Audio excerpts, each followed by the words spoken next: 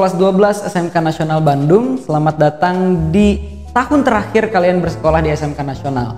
Nah, berkaitan kalian sudah sampai tingkat terakhir gitu ya, berarti teman-teman akan masuk ke dunia berikutnya, yaitu mungkin dunia perkuliahan atau bahkan dunia bekerja gitu.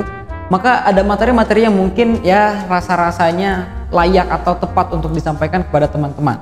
Pertama adalah tentang wicara publik. Public speaking ini perlu banget untuk siapapun. Untuk di dunia manapun, baik di marketing, dan di dunia multimedia, teknik mesin dan sebagainya. Karena dia tidak akan berbicara hanya pada satu orang saja dan tidak melalui tulisan saja, tapi juga ke banyak orang, dan juga mungkin teman-teman akan diminta untuk menyampaikan presentasi tentang multimedia atau juga tentang proyek yang ingin disampaikan. Dan mempunyai kemampuan public speaking ini penting agar kita bisa persuade atau bisa mempengaruhi orang yang menyampaikan, orang yang akan jadi klien kita gitu ya, agar dia mau ngambil project di kita aja gitu ya kan. Kemudian yang kedua adalah tentang perencanaan. Hidup itu memang harus direncanakan. Jadi yuk cari tahu gimana caranya.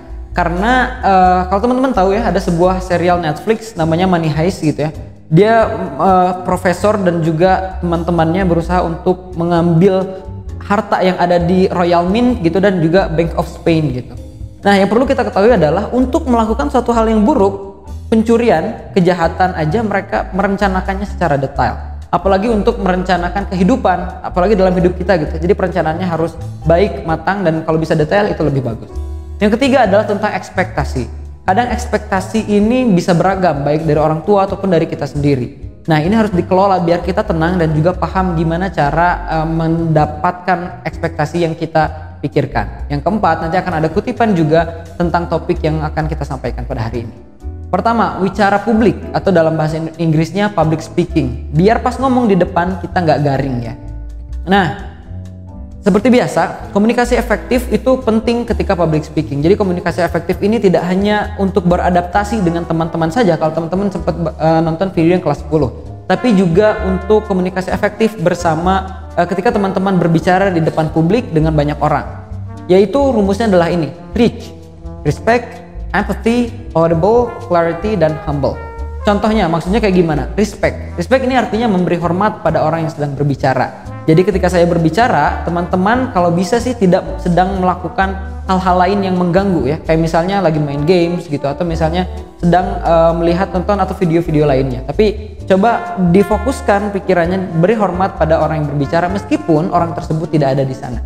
Yang kedua adalah empathy. Mendengarkan apa yang disampaikan dengan saksama, yaitu berempati, yaitu merasa diri kita adalah orang yang sedang menyampaikan presentasi tersebut.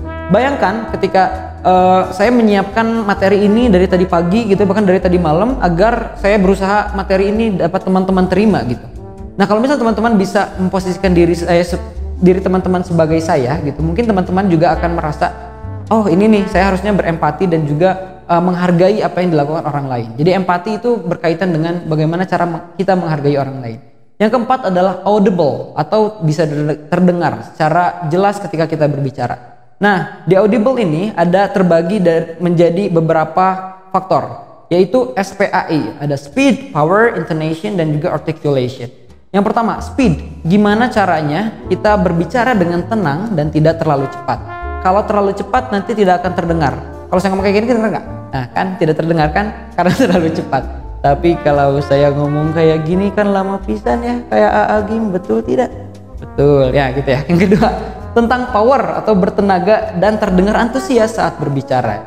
Saya ini berbicara menggunakan power, teman-teman. Kalau tidak menggunakan power, saya bicaranya kayak gini, jadi ya seadanya aja. Jadi kalian harus menerima, kan tidak enak, betul tidak? Jadi Agim lagi ya gitu. Jadi harus ada powernya biar bertenaga apa yang disampaikan. Yang ketiga adalah intonation atau intonasi. Mempunyai intonasi suara yang beragam. Maksudnya adalah, jadi ketika menyampaikan hal-hal yang penting, disampaikan dengan cara yang penting juga. Kan kalau misalnya saya menyampaikan ini penting loh, tapi dengan cara ini penting loh, oh tidak penting jadinya gitu. Jadi intonasi ini dapat mempengaruhi makna dari kalimat yang disampaikan. Yang keempat adalah artikulasi. Jadi teman-teman menyampaikan kata-kata, kalimat demi kalimat bisa didengar secara jelas gitu. Jadi orang yang mendengarkan tuh tidak apa tadi ngomongnya apa gitu. Jadi bisa lebih jelas. Dan ini berkaitan dengan aspek berikutnya, yaitu clarity, di mana kejelasan akan apa yang hendak disampaikan oleh pembicara. tidak hanya kata-katanya saja, tidak hanya ucapannya saja, baik dalam bahasa asing bahasa Indonesia, tapi juga kejelasan dalam menyampaikan materinya. Kalau kata Albert Einstein, dia bilang kalau misalnya seseorang tidak bisa menyampaikan sesuatu secara sederhana, berarti dia belum begitu paham tentang materinya. Jadi kalau misalnya bisa sederhana, berarti dia makin paham. Yang terakhir dari rumus Richard dia adalah humble, rendah hati, ramah, dan jauh dari kata sombong atau tinggi hati. Rendah diri jangan, tapi rendah diri jangan, tapi harus rendah hati gitu ya. Jadi saya bertemu dengan banyak orang terkenal gitu ya, mulai dari Popong Oce Junjunan, Pak Jokowi saya pernah ketemu secara langsung juga. Kemudian juga rektor ITB juga saya pernah ketemu secara langsung, dan mereka semua adalah orang-orang yang ramah dan juga rendah hati. Nggak pernah tuh, Pak mau salaman, oh tidak boleh, tidak bisa gitu. Tapi sekarang kan memang karena ini ya, tidak kita lagi COVID, jadi menghindarkan salaman gitu. Jadi maksudnya adalah mereka adalah orang-orang yang rendah hati. Orang-orang besar yang saya temui adalah orang-orang yang rendah hati. Jadi siapa kita yang bisa sombong dan tinggi hati padahal kita belum jadi siapa-siapa. Kemudian berikutnya adalah penting untuk menggunakan bahasa tubuh. Bahasa tubuh berfungsi untuk menambahkan penjelasan dan juga agar yang melihat atau mendengar tidak monoton itu saja gerakannya gitu ya. Kalau misalnya saya begini terus seperti sholat, nanti teman-teman menjawab amin gitu ya, jadi salah gitu. Jadi dengan adanya gerakan-gerakan seperti ini teman-teman bisa lebih paham meskipun saya gerakannya gitu lagi gitu. Kemudian berikutnya adalah menggunakan bahasa tubuh secara secukupnya, jadi jangan berlebihan. Kan kalau misalnya saya menggunakan bahasa tubuh yang berlebihan tidak enak juga gitu kan.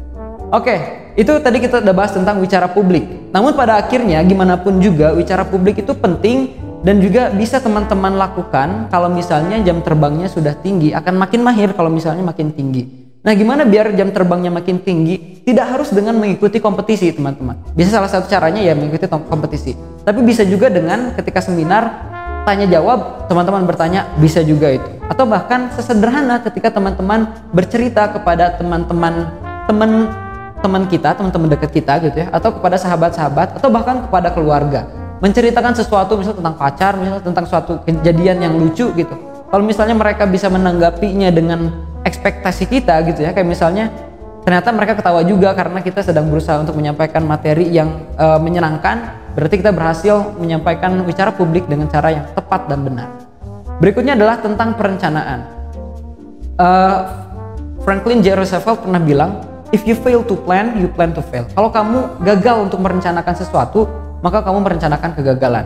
Begitu pula teman-teman berikutnya ya, karena saya berkuliah di Sekolah Bisnis Manajemen ITB, ada yang namanya materi business plan gitu ya, atau business model canvas, yaitu perencanaan sebuah bisnis. Bisnis ini akan semakin matang kalau perencanaannya matang juga gitu, mulai dari marketingnya gimana, operationnya, finance-nya dan sebagainya. Begitu pula hidup teman-teman, kira-kira rencananya mau kayak gimana agar sesuatu itu dapat terwujud karena perencanaan yang matang dan baik. Cara membuat perencanaan sebenarnya sederhana, hanya 4 tahap menurut saya ya. Yang pertama adalah tentukan tujuan-tujuanmu. Misalnya hari ini saya akan berangkat ke SMK Nasional untuk melaksanakan untuk jadi guru tamu di video YouTube teman-teman.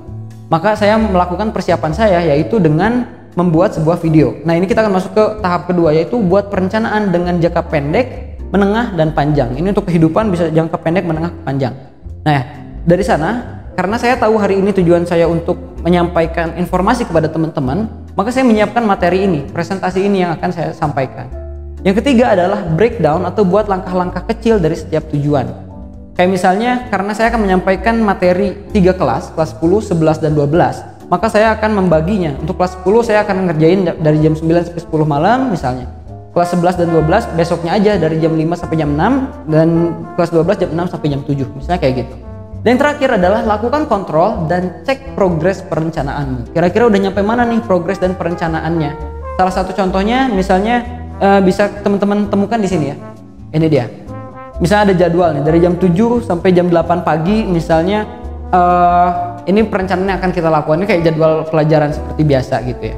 Nah, nanti teman-teman bisa dilanjutkan dengan kayak gini. Kira-kira udah dilaksanakan belum aktivitas-aktivitas atau senarai atau list tujuan-tujuan yang teman-teman akan laksanakan. Kalau saya biasanya melakukan ini dalam kegiatan sehari. Misalnya hari Selasa 11 Agustus saya akan melakukan cuci piring, ngaji 2 lembar misalnya, terus makan siang di mana gitu ya. Kemudian juga ketemu si A, ketemu si B misalnya dan sebagainya. Nah, kalau misalnya sudah, bisa di checklist. Dengan melakukan hal itu, teman-teman akan merasa lebih produktif dan juga merasa yes, I can do these things gitu, kayak oh berhasil juga gitu. Dan ketika saya waktu pas skripsi melakukan banyak hal seperti itu gitu, bahkan nonton pun saya tulis gitu, sehingga ketika selesai, ketika berbulan-bulan kemudian ketika saya lihat lagi, oh ternyata saya tuh jago juga ya, hebat juga, saya bisa melakukan hal tersebut. Ya setidaknya sebuah penghargaan untuk diri kita sendiri. Yang terakhir yaitu tentang ekspektasi. Kita pasti punya harapan ya kan, tapi yuk kita coba atur biar nggak kewalahan. Nah, yang pertama adalah berdamai dengan diri sendiri. Pahami bahwa memang setiap orang itu berbeda, dan pahami juga bahwa diri kita tidak bisa mencapai dan mendapatkan semuanya. Jadi berdamailah dengan diri sendiri. Yang kedua, setelah berdamai dengan diri sendiri, coba kenali diri sendiri. Kalau misalnya dalam sebuah ungkapan ulama ya, man arafa nafsahu faqad arafa rabbahu. Siapa yang mengenal dirinya, maka dia akan mengenal Tuhannya. Jadi gimana kita mau mengenal Tuhan kita kalau kita nggak mengenal diri kita sendiri? Jadi kenali diri kita sendiri agar kita lebih dekat lagi kepada Allah Subhanahu wa taala, kepada Tuhan gitu ya. Yang terakhir adalah ketahui batas atas dan batas bawahnya. Ekspektasi ini kadang macam-macam orang beda-beda ya. Kalau misalnya saya di perkuliahan gitu ya, di dunia perkuliahan, saya itu berekspektasi awalnya ingin cum laude gitu. Tapi kemudian nilai-nilai saya tidak bagus gitu ya pas di semester 1, semester 2. Pada akhirnya karena saya tahu batas atasnya mana dan batas bawahnya mana, maka dari itu batas bawahnya ini batas bawahnya ini saya yang penting dapat batas bawahnya aja. Nah, yang terakhir kita akan bahas tentang kutipan. Ini kutipan dari salah satu orang terkenal yang bicara publiknya bagus, manajemen dirinya juga bagus, yaitu Najwa Shihab. Kita bisa lihat. Nah, ini dia. Berbuat untuk sebuah harapan yang tidak lagi dikeluhkan tapi diperjuangkan. Jadi senantiasa berbuat dan juga berharap. Saya Akbar, selamat. Terima kasih.